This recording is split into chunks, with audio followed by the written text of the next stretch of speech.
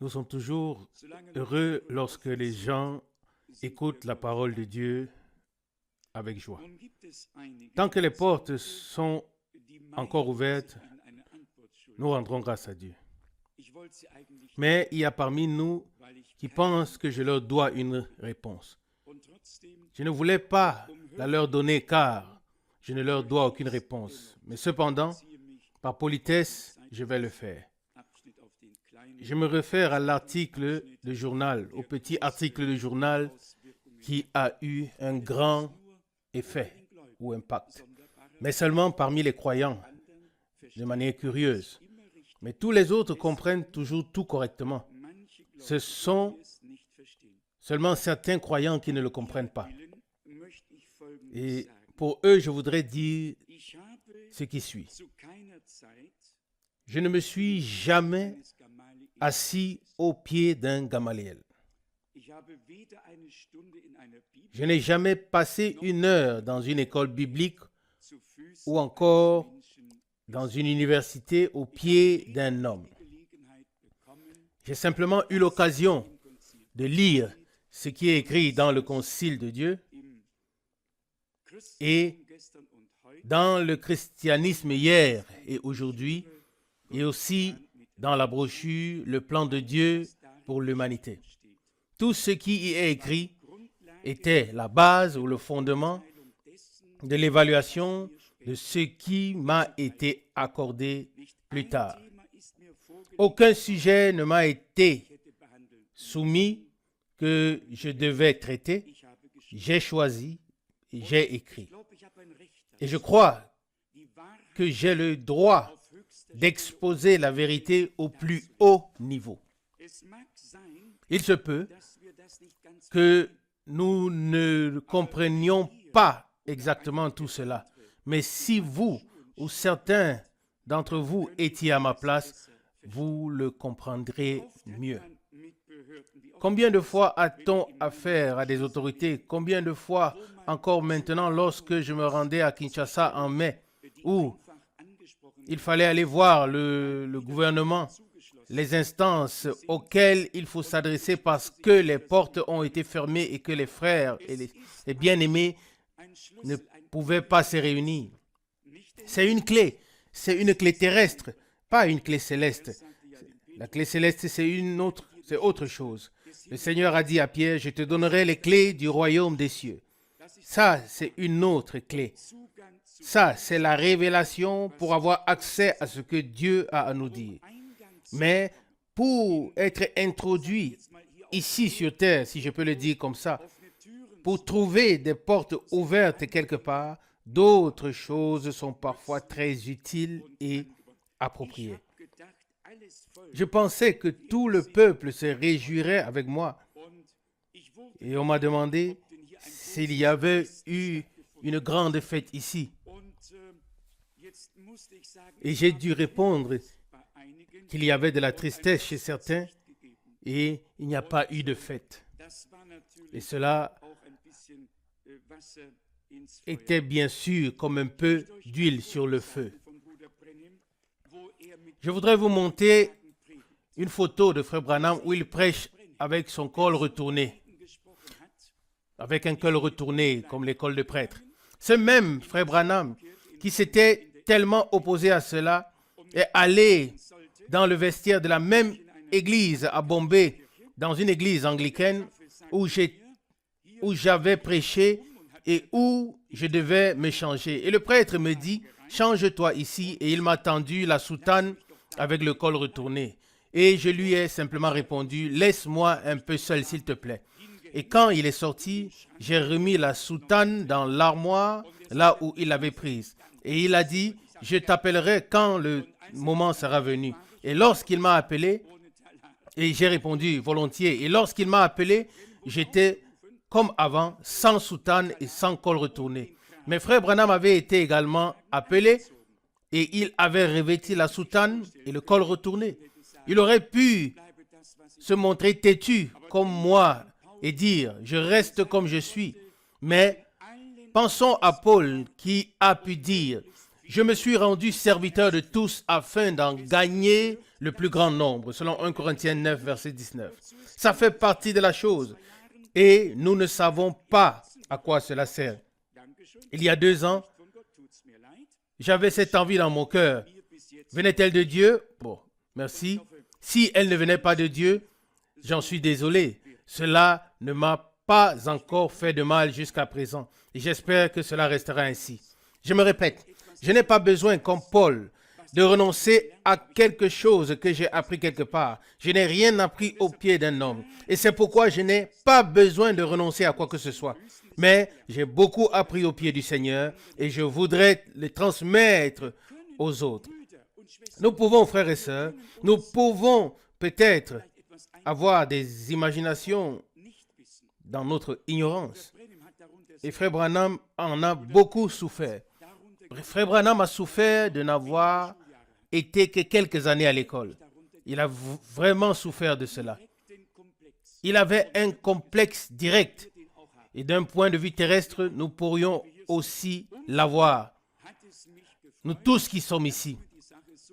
Et j'ai donc été d'autant plus heureux que la chose m'est bien réussie. Et vous devriez simplement vous réjouir avec moi et ne laissez rien d'autre monter dans vos cœurs, car cela ne sert à rien. Cela ne sert vraiment à rien. Tout au contraire, cela ne fera que nous nuire. Si vous saviez toutes les démarches administratives que j'ai dû faire et tout ce qui s'est passé pour que nous puissions exister, être ici, quand je ne serai plus là, vous sauriez combien d'efforts tout cela a demandé. En Allemagne, il n'existe rien de comparable à ce que nous sommes et faisons ici. Nous ne sommes pas une personne morale. Nous ne sommes ni une personne morale de droit, ni une association enregistrée, ni une fondation. Nous ne sommes rien devant la loi, mais nous avons un statut comme si nous étions tout cela sans l'être pour autant. Dieu nous a fait trouver grâce devant les hommes. Peut-être avons-nous encore une mission à accomplir. Peut-être se confirmera-t-il un jour.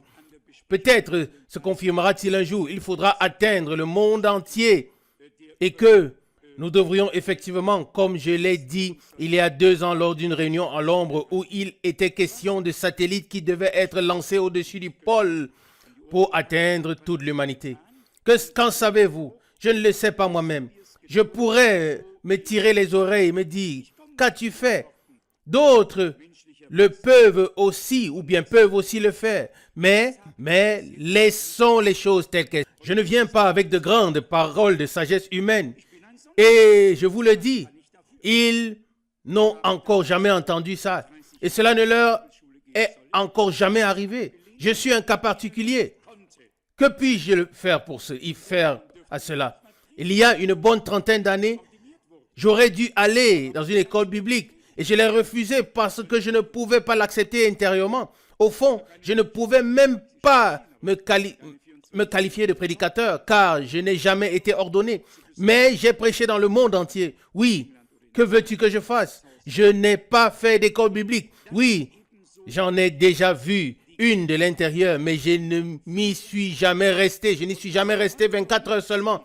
Oui, peut-être quelques heures en visite à un moment donné en Angleterre ou en Suisse ou à Herzhausen. Mais ce sont justement des chemins par lesquels Dieu peut conduire un homme. Et ce que nous ne voyons pas encore aujourd'hui, nous le verrons peut-être demain. C'est pourquoi réjouissez-vous donc avec moi. Peut-être que ce que Paul a écrit à l'époque s'accomplira. Ou Luc, à propos de Paul, je crois que Luc a écrit dans Actes des Apôtres, Acte 26, verset 22. Il est écrit, « Mais grâce au secours de Dieu, j'ai subsisté jusqu'à ce jour, rendant témoignage devant les petits et les grands, sans m'écarter en rien de ce que les prophètes et Moïse ont déclaré devoir arriver. » Luc, Acte 26, verset 22. Oui, ça c'est notre désir. Rendre témoignage devant les grands et les petits. Et il faut peut-être se mettre à leur niveau pour pouvoir leur dire quelque chose. Mais acceptez-moi tel que je suis. Et quand je ne serai plus sur la terre, vous pourriez alors réfléchir à ce qui s'est passé. Mais laissons la chose comme ça, n'en parlons plus. Ah, le frère aussi dit, ok, nous aussi nous ne serons plus là. Très bien, frère Schmidt. Alors nous irons ensemble, nous irons ensemble vers le Seigneur.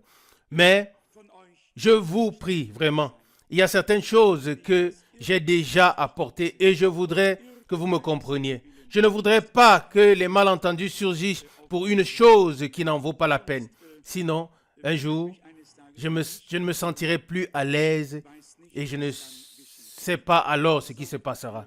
S'il vous plaît, faites en sorte que je continue à me sentir bien en ce lieu et que nous nous sentions tous bien dans la présence du Seigneur. Ne laissons rien en nous qui puisse nuire d'une manière ou d'une autre. Je suis peut-être l'un des plus petits membres du corps dont Paul a parlé en disant que les membres les moins honorables, nous les entourons d'un plus grand honneur. 1 Corinthiens 12, verset 23. Je ne sais pas comment Dieu distribue les choses et je ne le décide pas non plus. Quoi qu'il en soit, que le Seigneur soit remercié pour toutes les portes ouvertes, pour toutes les possibilités et aussi pour la grâce qu'il nous a accordée de pouvoir transmettre sa parole. Et je vous le dis, si Dieu nous aide encore, nous aurons la tâche de vraiment transmettre son dessein, véritablement. J'ai reçu tout à l'heure un appel d'une femme de pasteur. Nous les avons baptisés à l'époque à Kahof. Et nous n'avons plus entendu parler d'eux depuis toutes ces années. Et soudain, sa conscience l'a réveillée et elle est allée aujourd'hui à la poste pour voir où nous sommes. Et elle m'a appelé et dit, Monsieur Franck, et elle m'a dit qu'elle ne croyait pas quelle bénédiction nous avait accordée à l'époque, nous avait été accordée à l'époque par le Concile de Dieu. Et elle m'a demandé si j'avais encore 10 exemplaires. Et je lui ai dit, le temps est passé, nous écrirons davantage et nous vous les enverrons. Et elle m'a raconté encore certaines choses. Mais il me tient vraiment à cœur, avant la venue du Seigneur, si Dieu nous accorde la grâce d'exposer ce que Dieu a prévu pour l'humanité et qu'il nous aide à le faire. Et je vous prie encore une fois de m'accepter tel que je suis avec tout ce que j'ai. Si c'était une erreur, Dieu la corrigera. Si c'était juste, il ne la rendra pas fausse. Nous ne devrions pas nous attarder sur de telles choses. J'espère ne pas avoir à donner un jour une autre explication. Acceptons tout. Moi aussi, je ne demande rien à personne. Il y a des gens qui croient que leurs enfants doivent faire des études. Il y a des gens qui croient que leurs enfants ne doivent pas faire des études. Laissons chacun avec ses convictions. Chacun a ses convictions car il a raison d'y croire. Et celui qui ne fait pas des études et celui qui fait des études, tous deux ont raison. Tous deux ont raison. Ils ont le droit d'affirmer leur opinion et de vivre selon leurs convictions.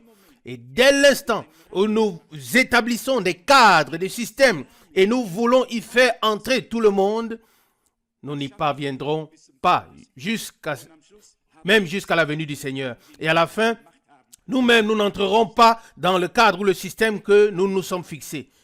Supprimons tous les cadres ou tous les systèmes. Que chacun vive selon Dieu, selon sa conviction, ses convictions, et que chacun soit certain de son opinion. Il doit en être ainsi jusqu'à la venue du Seigneur. Il ne peut pas en être autrement. Sinon, nous nous rendons la vie difficile les uns les autres et nous nous mettons les bâtons dans les roues. Et cela ne doit tout simplement pas être le cas. J'ai dit un jour à un frère, même si j'essayais de trouver quelque chose à reprocher à un frère, je ne trouverai rien. Je ne trouverai rien. Je ne trouve rien.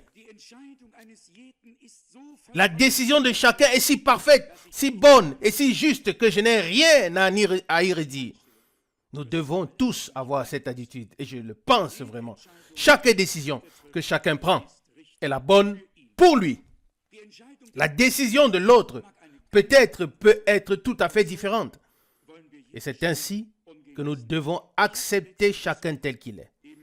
Lors de ma dernière visite à la mairie, j'ai vu une brochure sur le recensement de 1987. J'espère qu'un jour, nous recevrons toute la série. Mais je voudrais vous dire d'ores et déjà que nous y reviendrons brièvement. Mais en ce qui concerne la partie religieuse, Il est écrit au paragraphe 4, appartenance juridique à une communauté religieuse. Ensuite, sont énumérées l'Église catholique romaine, l'Église évangélique libre, la communauté religieuse juive, la communauté religieuse islamique, d'autres communautés religieuses, et à la fin, il est dit n'appartenant à aucune communauté religieuse. Et c'est là que nous cochons tous. Et voilà, c'est tout. Nous n'appartenons légalement à aucune communauté et nous n'avons aucun droit sur la terre. Nous ne le recherchons pas et nous n'en avons pas besoin. Nous cochons tous la case du bas, n'appartenant légalement à aucune communauté religieuse. Et c'est tout. Il faudrait peut-être ajouter une petite information. Oui, ce qui est dit ici est très, très, très vague. Je ne sais pas ce que les gens vont en faire, mais dans tous les cas, nous n'avons pas à nous en inquiéter outre mesure.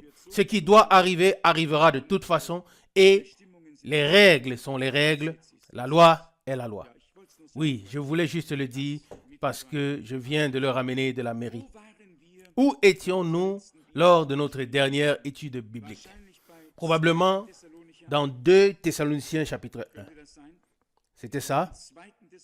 Nous avions terminé avec 2 Thessaloniciens chapitre 1. Ou quelqu'un a-t-il une question? Est-ce qu'il y a une question biblique? Personne. Une question a été posée. Oui, c'est juste dans l'autre parole prophétique que j'ai lue aujourd'hui dans la Bible en anglais, dans Osée, qu'ils ont engendré une génération d'enfants illégitimes. Ça a toujours été le problème. Dieu avait séparé, mis à part son peuple, et il ne voulait pas que les Israélites se mélangent avec d'autres. C'était un commandement de Dieu. C'était la décision de Dieu. Et c'est pourquoi il y avait aussi cette rigueur. Par exemple, lorsque les Israélites sont revenus de la captivité babylonienne, tous les documents et actes ont été examinés et on a déterminé exactement qui en faisait partie et qui n'en faisait pas partie.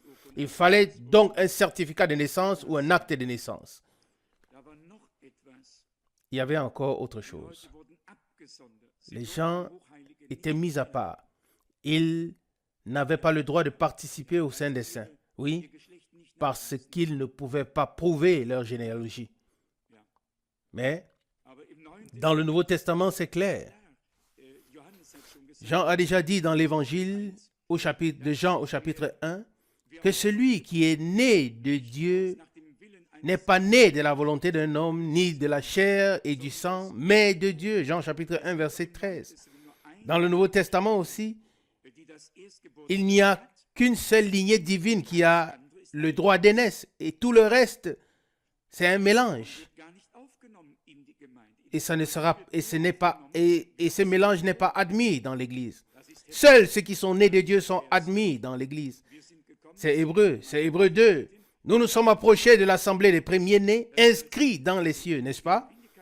Ainsi, comme frère Branham l'a très souvent dit, personne ne peut entrer dans l'Église, mais il faut y naître pour obtenir le droit d'aînesse et devenir légitimement un enfant de Dieu. J'ai lu aujourd'hui une parole merveilleuse dans l'Épître aux Galates. Dans l'Épître aux Galates, au chapitre, un instant, Galates, chapitre 4. À partir du verset 4, il est écrit, Galates 4, verset 4. Mais lorsque les temps ont été accomplis, Dieu a envoyé son Fils, né d'une femme et soumis à la loi, verset 5, afin qu'il rachète ceux qui étaient sous la loi, afin que nous soyons établis dans la position de fils. Amen. Ici, Paul exprime tout le mystère de Dieu avec l'humanité. Dieu avait créé Adam, son fils, et voulait avoir de tels fils comme Adam. Des fils qui vivaient éternellement, des fils qui restaient éternellement jeunes, des fils et des filles. Et cela, je le dis ainsi avec mes propres paroles. En quelque sorte, ça a mal tourné. Et puis Dieu a trouvé un moyen de nous rétablir dans la position de fils en se révélant lui-même dans le Fils. Mais j'aimerais pouvoir le présenter ou présenter cela de manière à ce que tout le monde comprenne pourquoi Dieu s'est révélé lui-même dans le Fils. Et c'est de ça qu'il s'agit. Ici, le premier Adam, là, le second.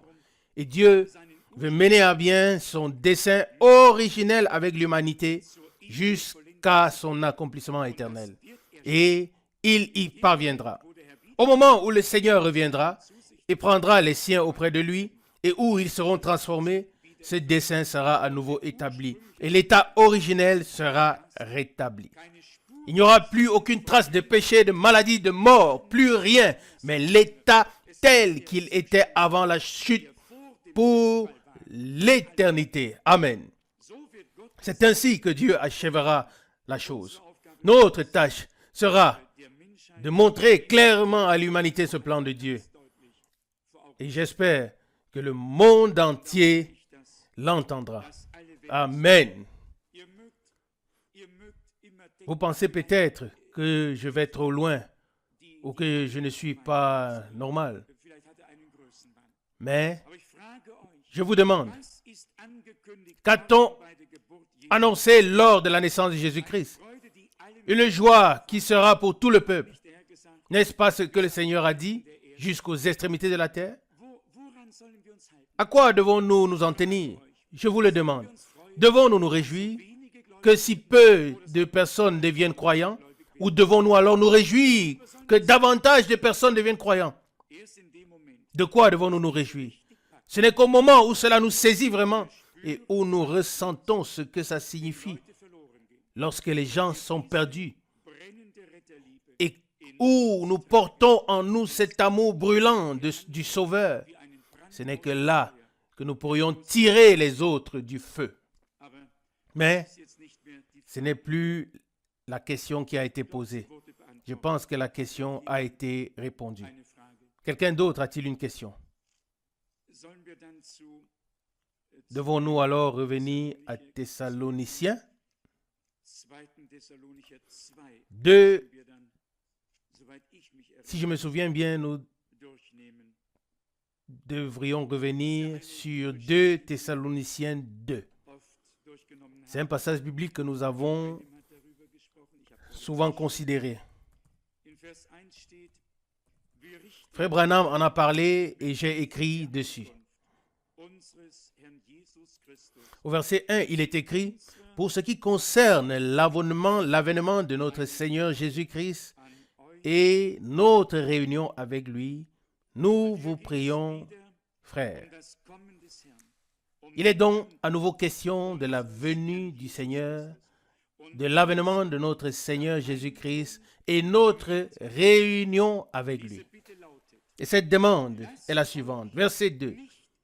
De ne pas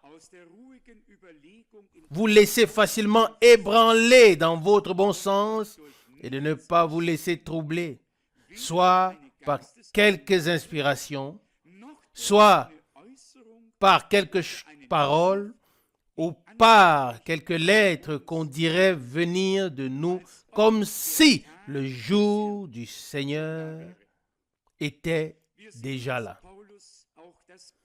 Nous voyons que Paul associe également la venue du Seigneur avec le jour du Seigneur. Nous avons examiné ce qu'est le jour du Seigneur. Le jour du Seigneur brûlera comme une fournaise. Et avant que le jour du Seigneur ne vienne, Dieu voulait envoyer le prophète Élie pour rétablir toutes choses.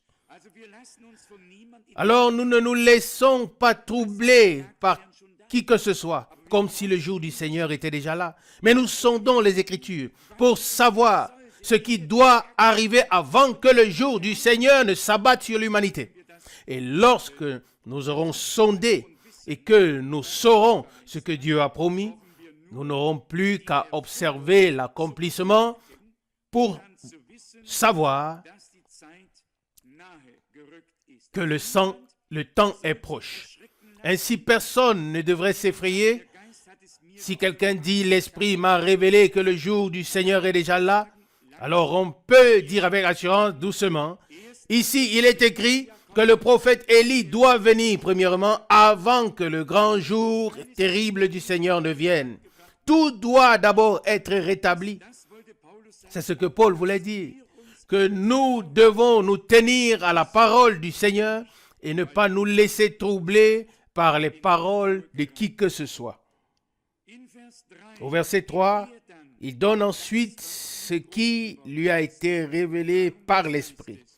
2 Thessaloniciens 2, verset 3. Que personne ne vous séduise d'aucune manière, car il faut d'abord que l'apostasie soit arrivée et qu'on ait vu paraître l'homme impie, le fils de la perdition. Nous avons également expliqué cela. Il n'y avait qu'une seule personne dans la Bible qui était appelée fils de la perdition, et c'était Judas. Il était né et venu dans le monde pour être le fils de la perdition, comme Jésus-Christ était né et venu dans le monde pour être le Fils de Dieu et nous racheter de la perdition. Tout cela était déterminé par Dieu et déjà écrit dans les psaumes. Que ces jours soient peu nombreux et qu'un autre prenne sa place. Selon Psaume 109, verset 8. C'était l'accomplissement des Saintes Écritures. Et aujourd'hui encore, c'est l'accomplissement des Écritures. Au verset 4, il est dit, 2 Thessaloniciens chapitre 2, « L'adversaire qui s'élève au-dessus de tout ce qui est appelé Dieu ou digne d'adoration, jusqu'à s'asseoir dans le temple de Dieu et à se faire passer pour Dieu. » Beaucoup ont écrit et prêché longuement à ce sujet, mais rendons grâce à Dieu de ce que cela nous a été clairement révélé par l'Esprit, par le ministère de Frère Branham, conformément à la vérité. Oui, je veux et il faut le dire. Il y avait certaines choses que nous avions supposées ou reconnues ou déjà entrevues ou connues, mais c'est grâce aux prédications de Frère Branham que nous avons obtenu une clarté totale sur tous les liens et nous en sommes profondément reconnaissants à Dieu. Au verset 5, il est dit, 2 Thessaloniciens 2, verset 5, « Ne vous souvenez-vous pas que je vous disais ces choses quand j'étais encore chez vous? » Et maintenant vient le verset 6. « Et pour ce qui concerne le présent, vous savez ce qui le retient, afin qu'il ne puisse se manifester qu'au temps déterminé pour lui. » Frère, nous avons une étude biblique. Qu'a dit Frère Branham? Qui ou quoi empêche l'apparition directe de l'Antichrist ou de l'homme impie, du fils de la rébellion ou de la perdition sur la terre? Qu'est-ce que c'est? Dites-le. Nous avons une étude biblique. Qu'est-ce que c'est? C'est le Saint-Esprit dans l'épouse. C'est ce que Frère Branham a dit très clairement. Le Saint-Esprit dans l'épouse est la puissance de Dieu qui est encore là et qui est encore là comme le sel de la terre afin que tout ne tombe pas en ruine. L'Esprit de Dieu dans l'épouse retient encore l'apparition de l'Antichrist. Ce n'est que lorsque l'épouse sera enlevée, que Satan sera précipité et s'incarnera dans l'Antéchrist. Et alors, il deviendra la bête et ne pourra plus être maîtrisé. Mais il s'agit clairement du Saint-Esprit dans l'épouse. Tant que le Saint-Esprit est dans l'épouse, ici sur la terre, l'Antéchrist ne peut se manifester pleinement. Il ne peut pas le faire ouvertement. C'est impossible. Tant que l'épouse est sur la terre, le Christ est présent à travers l'Esprit dans l'épouse et empêche encore la chose. Mais ce n'est qu'après l'enlèvement que la chose se manifestera ouvertement. Écoutez ce qui est écrit au verset 7. Mais le pouvoir de l'impie agit déjà en secret. Nous le savons déjà, en secret, à travers tous les canaux politiques, derrière le rideau. Le pouvoir de l'impie est à l'œuvre depuis longtemps, peut-être même derrière les recensements. Ils écrivent certes très joliment qu'aucun nom ou aucune adresse ne seront enregistrés, mais ils ont les numéros de code pour savoir exactement où habite monsieur tel ou tel. Oui, ils le savent très bien. Non. Ils le savent de toute façon. Et c'est pourquoi nous n'avons pas à nous inquiéter. Verset 7, 2 Thessaloniciens 2. Mais le pouvoir de l'impie agit déjà en secret. Il faut seulement que celui qui le retient encore ait disparu. Amen. Comme je viens de le dire, l'Esprit de Dieu enlèvera l'Église, l'épouse. Il est écrit, si l'Esprit de celui qui a ressuscité Jésus-Christ d'entre les morts habite en vous, il rendra la vie à vos corps mortels par son Saint-Esprit qui habite en vous. Et ainsi, par la puissance de l'Esprit, nous serons transformés et enlevés. Le passage tout à l'heure, c'était Romains 8, verset 11. Verset 8, 2 Thessaloniciens chapitre 2. Et alors paraîtra l'homme impie, mais que le Seigneur Jésus détruira par le souffle de sa bouche et par l'apparition de son avènement. Mais quand? Quand cela arrivera-t-il? Quand est-ce que l'homme impie sera détruit? Par quelle venue? Pas lors de l'enlèvement, absolument pas. Lors de l'enlèvement, le Seigneur ne descend pas jusqu'à sur la terre. Lors de l'enlèvement, nous rencontrons le Seigneur dans les airs et sont enlevés et amenés au festin des noces. Mais vous pouvez le lire dans Apocalypse 19. Mais quand il reviendra pour livrer la dernière bataille sur son cheval blanc, avec le nom de Dieu écrit sur sa hanche et son vêtement trempé de sang, alors il jugera. Alors il détruira l'impie, cet homme pécheur. Il le détruira du souffle de sa bouche. Je crois que je l'ai écrit. C'est Ésaïe chapitre 11. Personne ne peut l'ignorer. Ça doit être Ésaïe chapitre 11. Verset 5. Et nous lisons aussi le verset 6 pour avoir le contexte. Ésaïe chapitre 11, verset 5. Je lis ici à partir de la moitié du verset 4. Il frappera la terre de sa parole comme d'une verge, et du souffle de ses lèvres, il fera mourir le méchant. Souligné au singulier, il fera mourir le méchant. Verset 5. La justice sera la ceinture de ses reins, et la fidélité la ceinture de ses hanches. Verset 6. Alors le loup habitera avec l'agneau, et la panthère se couchera près du chevreau. Vous voyez maintenant qu'il s'agit de la transition dans le millénaire. Le royaume millénaire, c'est déjà l'introduction dans le royaume millénaire. Tout correspond parfaitement et merveilleusement bien. Continuons ici. 2 Thessaloniciens 2, verset 9. L'apparition de cet impie se fera par la puissance de Satan avec toutes sortes de signes et de prodiges mensongers. Nous ne pouvons que faire le lien entre ce texte et Apocalypse 16 où paraissent ces trois esprits impurs qui accomplissent des miracles. Et ils rassemblent les rois de la terre. Apocalypse chapitre 16, verset 13. Cela passe exactement dans cette période. Apocalypse chapitre 13, Apocalypse 16, verset 13. Et je vis sortir de la bouche du dragon et de la bouche de la bête et de la bouche du faux prophète 3 esprits impurs semblables à des grenouilles.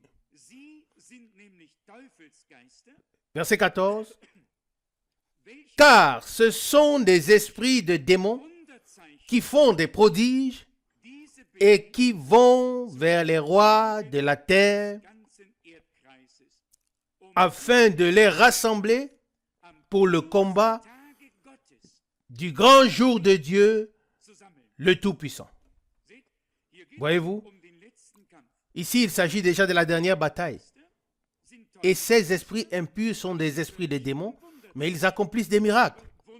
Mais des miracles et des signes mensongers, pas de la vérité.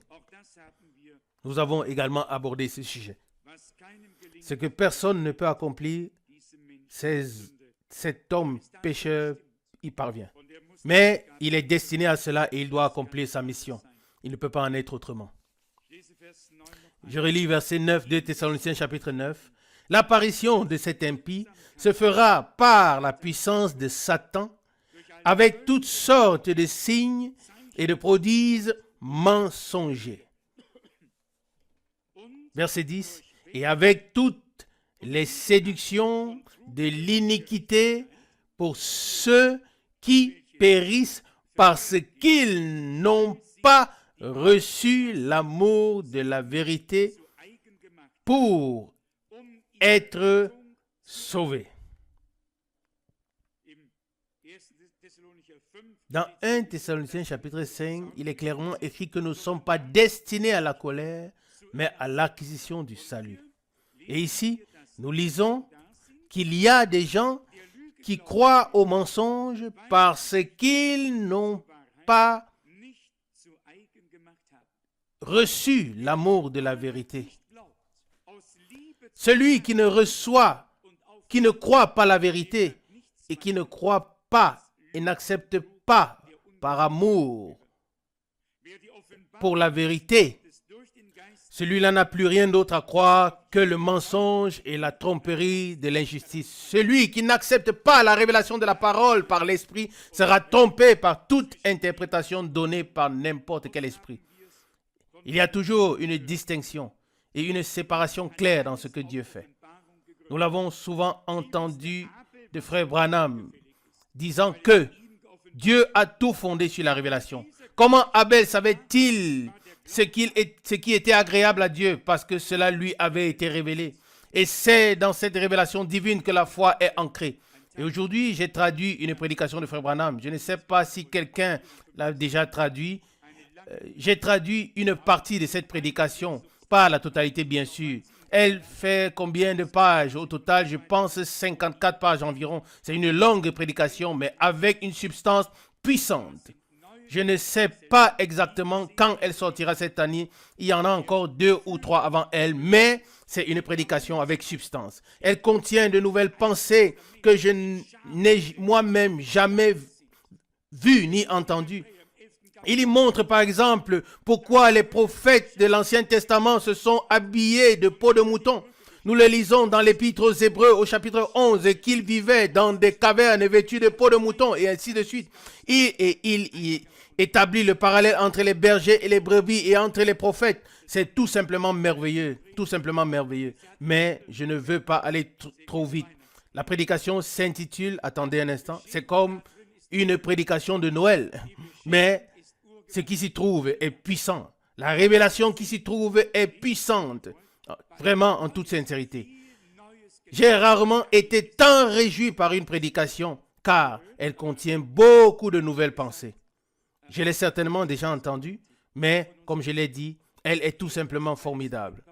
Il parle aussi de notre Seigneur, de la façon avec laquelle tout s'est accompli, de la raison pour laquelle il devait naître dans une étable comme un agneau et pourquoi cela a été révélé aux bergers et non aux autres. Et là, bien sûr, il fustige tous les docteurs en théologie et tout le reste. Mais je le répète parce que je J'y pense justement. Dans la prédication, il les fustige. Mais cela ne me dérange pas du tout. Je n'ai rien à voir avec cela. Je n'ai pas étudié la théologie et je ne l'étudierai jamais. Cela n'a absolument rien à voir avec moi. Je transmets la volonté de Dieu partout où j'en ai l'occasion. Et si cette occasion se présente au plus haut niveau, je la transmettrai au plus haut niveau. Oui, c'est certain. Mais je ne me suis pas assis au pied de Gamaliel et je ne le m'assierai jamais. Mais je le répète. Vous l'entendrez ou vous le lirez plusieurs fois dans cette prédication, mais pour moi, ça frappe comme sur un manteau, comme l'eau. Mais pour moi, ça tombe comme la pluie sur un manteau de pluie. Ici, il est dit au verset 11, 2 Thessaloniciens chapitre 2, verset 11. Et c'est pour cela que Dieu leur envoie une puissance d'égarement afin qu'ils croient au mensonge. Imaginez-vous, lorsque Dieu envoie la vérité et que les hommes ne l'acceptent pas, il leur envoie alors l'erreur, afin qu'ils croient cette erreur. Et il veille à ce que ce soit ainsi. Et ces personnes se sentent alors confortées et pensent que la chose est juste. Et ainsi, ils se sentent même peut-être bénis en cela. C'est un égarement. Ils doivent croire à cette puissance d'égarement parce qu'ils n'ont pas aimé, ils n'ont pas reçu l'amour de la vérité pour obtenir leur salut. Remercions Dieu d'avoir mis en nous l'amour de la vérité. C'est un cadeau de Dieu. C'est grâce à cela que nous avons la connexion avec Dieu par l'Esprit. Au verset 12, il est dit, afin que tous ceux qui n'ont pas cru à la vérité, mais qui ont pris plaisir à l'injustice, soient condamnés. Verset 12.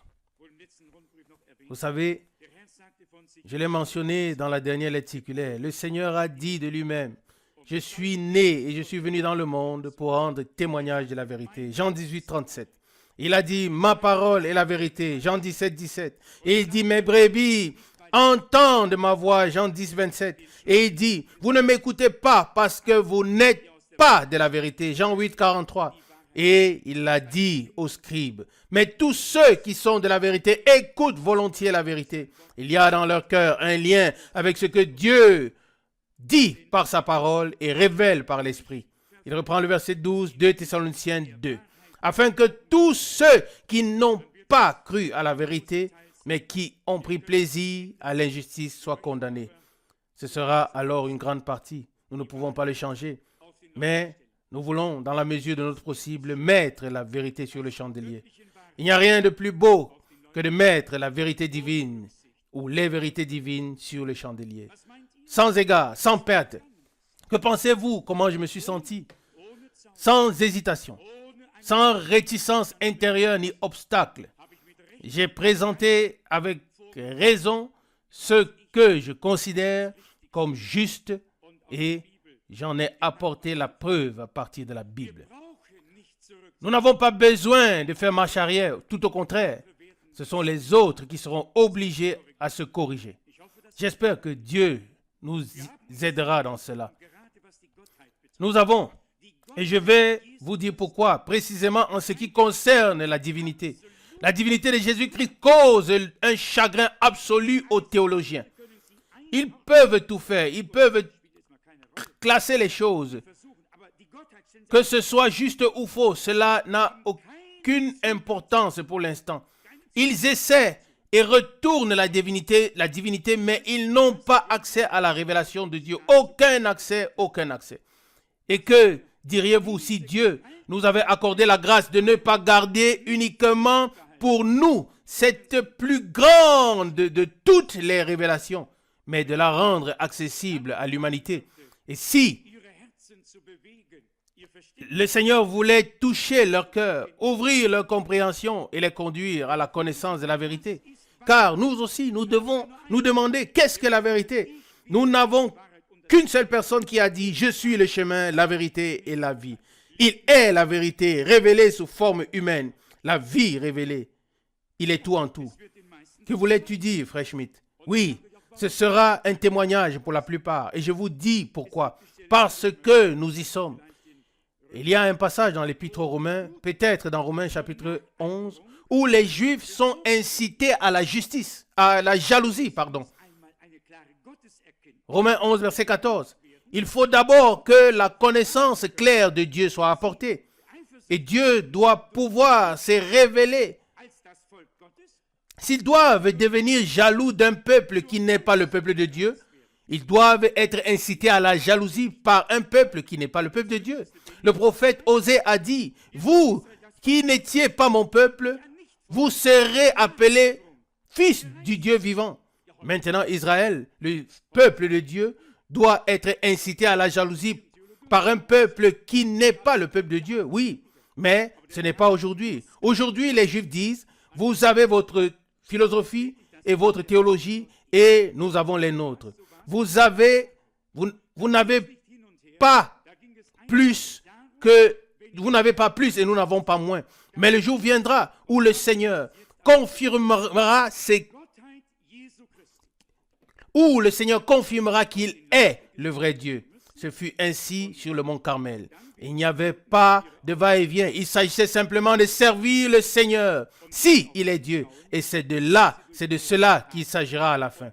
La divinité de Jésus-Christ devra être placée sur le chandelier. Et alors les Juifs ouvriront aussi les yeux quand leur heure viendra. Et ils regarderont celui qu'ils ont percé. Et ils pleureront, se lamenteront. Et ils porteront de grandes souffrances. Mais Dieu leur ouvrira les yeux.